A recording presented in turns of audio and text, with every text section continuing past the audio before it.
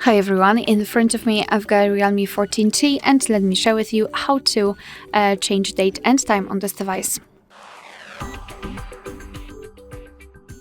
So let's start with opening the settings, and here we have to scroll down to the very bottom to find System and Update. Then let's tap on Date and Time, and here we've got some options which are currently inactive. It is because we are using the automatic time and the time zone. So first of all, tap on those switchers, and now we can freely tap on Date and change it just by swiping month, day and a year, and it will be immediately applied. The same situation with the time, just by swiping, and you can see it on the on the status bar.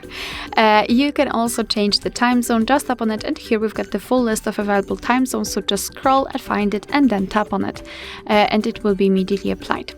What is more, you can change the time format from 12-hour format, which is currently applied, to 24-hour one. Just tap on the option like to use, and the dual clock, you can turn it on just by tapping on the switcher.